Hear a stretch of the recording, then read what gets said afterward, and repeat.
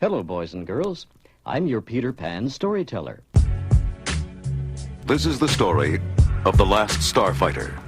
This is the story of Gremlins. This is the story of Tron. This is the story of Raiders of the Lost Ark. This is the story of The Empire Strikes Back. You can read along with me in your book. You can follow the story along with me. Every time you hear this sound, Turn the pages when you hear this sound. You will know it is time to turn the page when you hear the computer sound like this.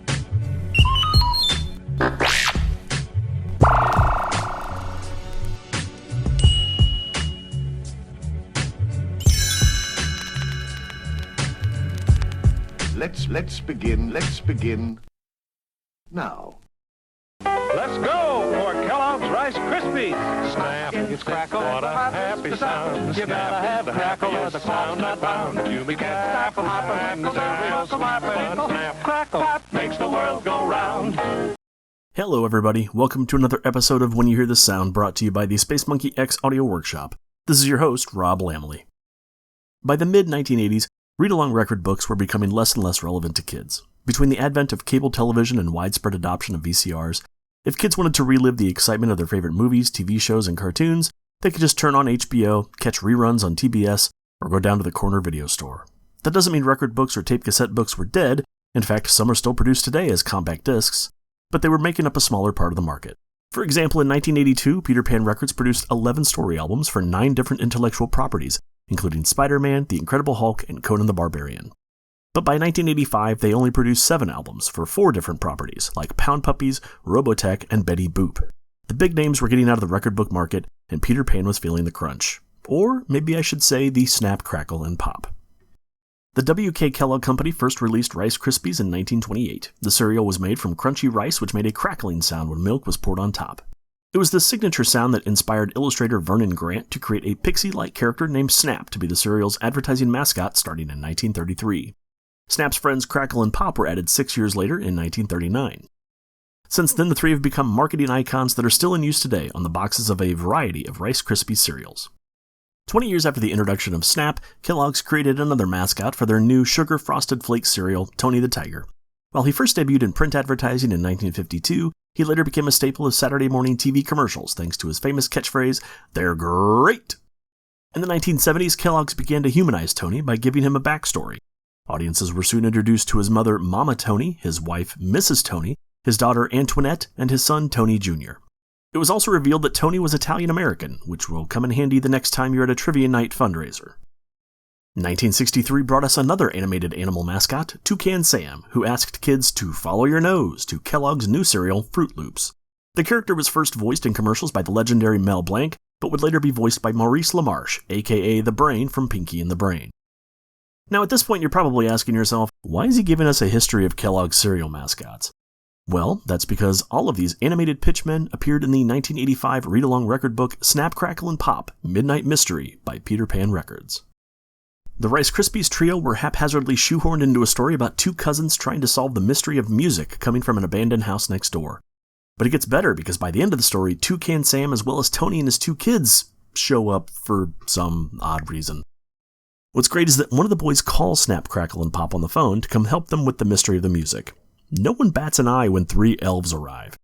And then later, none of the other characters even mention that there is now also a talking tropical bird and 3 talking bipedal tigers. It's just a typical day in this town, I guess. Surprisingly, none of the cereals that these characters promote are even mentioned. There are a couple of drawings in the record book that show the corner of a Rice Krispies box, but otherwise there's no reference to the cereals at all. In fact, the boy's aunt doesn't make them Rice Krispies treats, she makes them the more trademark Dodge-sounding marshmallow treats instead. So if they're not there to sell the cereal, what are they doing there? I honestly have no idea. I'd love to know who approached whom to get this record book made. Was Kellogg's a cheap license that Peter Pan tried to capitalize on during the waning days of record books? Or was Kellogg's trying to get some of that sweet, sweet Reagan-era deregulated kids advertising money? Either way, it was a very strange pairing and seems to only serve as a sign that record books were on the way out. This record has to be one of the weirdest ones in my collection, so let's not waste any more time and just get to it. As usual, you'll find a PDF of the record book over in the show notes at spacemonkeyx.net. If you'd like to pause and go grab yourself a snack, maybe a heaping bowl of Fruit Loops, Frosted Flakes, or Rice Krispies, now's your chance. And with that, here is Peter Pan Records' release of Snap, Crackle, and Pop Midnight Mystery from 1985. Enjoy. Snap, Crackle, and Pop in the Midnight Mystery. It was going to be a big treat for Joshua and James, a week at Aunt Martha's house during school vacation. The two cousins were only 1 month apart in age, and they looked forward to the chance to spend time together because they lived in different towns during the year. The boys had visited with Aunt Martha this past summer and had a wonderful time. Aunt Martha's big old house was on the beach, and there were so many things to do. But this vacation was different. It was the first time they had visited Aunt Martha during winter recess. The beach looked so different in winter. It looked strange and empty, with all the summer people gone. A lot of the homeowners closed their houses for the winter and went south, where the weather was warm. But not Aunt Martha. She lived at the beach all year long, so it was a real pleasure for her to have this midwinter visit from her favorite nephews. "It's so good to see you boys," Aunt Martha said. "You look as if you've grown a whole head taller, just since last summer." Aunt Martha always knew the right thing to say. So the week began, sharing stories about the past few months over a cup of hot chocolate and a plate of marshmallow treat snacks. Joshua mentioned that he had had some problems in school this year, but that his 3 special friends had helped him work everything out. James and Aunt Martha both wanted to know who these special friends were, and Joshua said their names were Snap, Crackle, and Pop. "I have an idea, Joshua," Aunt Martha said. "Since James and I are very interested in meeting your friends, invite Snap, Crackle, and Pop to visit with us. There's plenty of room in this big old house, and it will be fun for everyone." Joshua hurried to telephone Aunt Martha's invitation, and Snap, Crackle, and Pop accepted. They would join Joshua and James tomorrow. Soon it was time to go to sleep.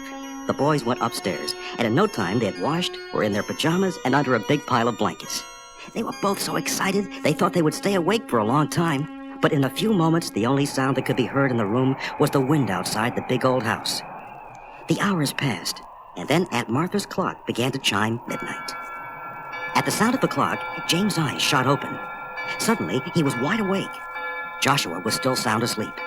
James got out of bed and tiptoed toward the window. It was a clear and starry night. Oh, how the wind howled across the beach and through the quiet streets. Suddenly, a light went on in the attic window of the house across the street. It was the only light in the entire house, and James got a funny feeling. He walked over and touched Joshua's shoulder. Joshua was awake in an instant. "What's the matter, James? Don't you feel well?" he asked. James put his finger to his lips. "Shh," and pointed to the window. Both boys peered out as James told Joshua about the light in the house across the street. "What's so strange about a light, James? You didn't have to wake me up to show me that." James looked right at his cousin. "That house is closed for the winter, Joshua. The people who live there are in Florida. Don't you remember Aunt Martha told us that this afternoon?" The two cousins stared at each other and out the window at the light in the attic. It was Joshua who spoke first. "I sure wish Snap, Crackle, and Pop were here now. They always help me when I've got a problem." James nodded. He agreed that Snap, Crackle, and Pop were just the help they needed to check out the mysterious light in the attic. Tomorrow, they would have to investigate with Snap, Crackle, and Pop. But now it was time to get some sleep. It was cold and clear when Joshua and James awoke. They washed, dressed, brushed their teeth, and quickly went downstairs to have one of Aunt Martha's delicious breakfasts. There was one important fact they had to double-check with Aunt Martha. "That's right, boys," said Aunt Martha. "Nobody lives in that house across the street in the wintertime. The Greens spend their winters in Florida. The house is closed up tight. Now, you two just remember to bundle up tight when you go out. It's cold out there." It was cold, but James and Joshua didn't feel a thing. They couldn't wait until Snap, Crackle, and Pop arrived. What a mystery they had to share. And if anyone could solve it, Snap, Crackle, and Pop could. Joshua was sure of that. Soon, 3 familiar figures came walking down the street. Snap, Crackle, and Pop got a warm welcome from Joshua and were happy to meet James. The cousins lost no time in explaining the mysterious light in the house that was supposed to be empty. Snap listened closely. Crackle listened closely. But Pop couldn't wait to run along the beach. He finally joined the others. When James and Joshua had finished, Snap made a suggestion. Tonight would be a test. Everyone would stay up to see if the mysterious light went on again. Once the plan was made, Joshua and James brought Snap, Crackle, and Pop in and introduced them to Aunt Martha. When evening came, Snap, Crackle, and Pop joined Joshua and James in their room. They spent hours talking about what the light in the attic could mean. One thing seemed clear. Someone was coming into the Greens' house. But who? And for what reason? Try as they might to stay up until midnight, one by one they all fell asleep. As soon as Aunt Martha's clock started to strike midnight, Joshua jumped up and ran to the window. The house across the street was still completely dark. Quickly, he awakened James and Snap, Crackle, and Pop. They all stared at the window. At 12:15, the light in the attic went on. The whole group froze. Surely this proved that someone was in the Greens' house. James thought they ought to wake Aunt Martha, but the others didn't agree. Joshua was sure Snap, Crackle, and Pop would get to the bottom of the mystery. After a short conference, Snap suggested that they put on some warm clothes and open the window wide. Maybe they could hear something that would give them a clue to what was happening in the house across the street. Carefully, they opened the window. The cold wind blew right in. Then they heard a sound. It was music, and it was definitely coming from the Greens' house. Snap called everybody back into the room and closed the window. He had an idea that might solve the mystery. Next morning at breakfast, Joshua and James asked Aunt Martha a whole lot of questions about Mr. and Mrs. Green. Why are you so interested in the Greens? The boys just kept asking questions. No, the Greens do not have a piano, said Aunt Martha. These are the strangest questions. And Mr. Green worked for the telephone company before he retired. He was not a musician, at least not to my knowledge. Now, boys and girls, turn the recording over and continue. Joshua and James quickly glanced at Snap, Crackle, and Pop with excitement in their eyes. No piano in the house. Snap was ready with an idea. He suggested that the boys write a note and leave it on the front door of the Greens' house. Crackle and Pop said they'd be brave enough to stick the note on the door. During the day, of course. But what to write? Finally, the note was finished. Enjoyed the music. We'd like to meet you. Signed, JJSCP. That should do it, thought James.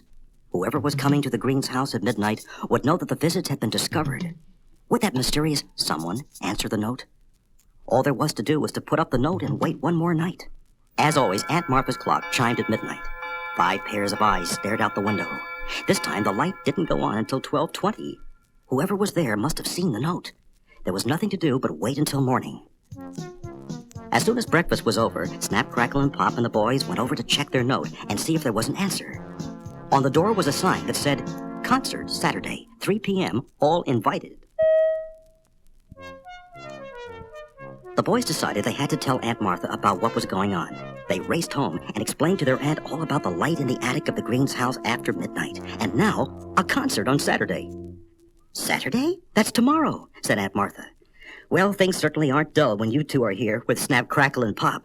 I say we all go tomorrow and see who's been making music in the attic of the Greens' house. But just to be on the safe side, I'm going to call Chief Ryan of our local police and tell him what's been going on. That gave Snap, Crackle, and Pop an idea. Perhaps Tony the Tiger and his children, Tony Jr. and Antoinette, would enjoy the concert, along with Toucan Sam. Well, as long as we're going to have some protection, I guess there's no harm in inviting a few more people, explained their aunt. Go telephone them and ask them to come for lunch, said Aunt Martha. Saturday afternoon, Tony the Tiger, Tony Jr., Antoinette, and Toucan Sam all arrived together. After one of Aunt Martha's special lunches, everyone was ready to go across the street and get to the bottom of the mystery. Chief Ryan came just in time to escort the whole group to the concert. On the front door of the Greens' house was a big sign. Welcome to Concert in the Attic. Please follow the arrows. After climbing 2 flights of stairs, the visitors arrived at the door to the attic. Standing in front of it was a smiling young man of about 21. Stephen, is that you? Said Aunt Martha. Why, I can hardly recognize you. You used to come out here when you were James and Joshua's age to visit your aunt and uncle, Mr. and Mrs. Green. But I haven't seen you in several years. What have you been doing aside from scaring Snap, Crackle, Pop, and my 2 nephews? They thought you were a burglar, coming up here to the attic after midnight. Stephen brought the whole group into the attic, and there they saw all kinds of musical instruments and tape recorders. He explained to everyone that he was a musician and composer, and that since his aunt and uncle were away, they invited him to set up his studio in their attic. This way he could practice, play, and record, and not disturb anyone. As for his late-night schedule, he explained to Snap, Crackle, and Pop that he attended school during the day, had a part-time job in the evening, and could only spend a few hours after midnight on his writing. I think you should begin the concert, Stephen. We would all like to hear what you have written, said Aunt Martha. When I was small, I learned a trick I want to share with you. It's such a very simple thing, so natural to do. When something new looks awfully hard, instead of feeling lost, I say out loud right to myself, I know I can do it. I've used my trick so many times, much more than you might guess. It helps me build my confidence so I won't make a mess. When something's strange I've got to learn, I try to concentrate and say out loud right to myself, I know I can do it. I can say it once. I can say it twice. I can. What a wonderful feeling to know I can do it. Now that I've shared my trick with you, you'll always feel so smart. Each time you think, I know I can't, just look into your heart. Repeat the words the way I do, they'll help you every time. Just say out loud right to yourself, I know I can do it. Great song, he told Stephen. Tony the Tiger led the applause. Tony Jr. and Antoinette agreed. Toucan Sam had a rhyme for the occasion. It looks like music was the key to solve the midnight mystery. Snap and Crackle had a hard time chasing Pop away from Stephen's instrument. He wanted to play each one. Joshua and James looked very happy. Even Chief Ryan was smiling. What an exciting vacation this has been. Aunt Martha went over and kissed Stephen. Thank you, Stephen, for your lovely song. Thank you, Chief Ryan, Tony the Tiger, Tony Jr., Antoinette, and Toucan Sam for coming. And thank you, Snap, Crackle, and Pop, for helping Joshua and James to solve the midnight mystery. Thanks for stopping by the show today. Be sure to subscribe on iTunes, Spotify, or your favorite podcast app. You can head over to spacemonkeyx.net for pictures, links, and additional information about this episode, and check out some of the other podcasts presented by the Space Monkey X Audio Workshop. This has been your host, Rob Lamley. Thanks for listening to When You Hear This Sound, the podcast dedicated to the weird and wonderful world of read-along record books and storybook vinyl. I'll see y'all next time.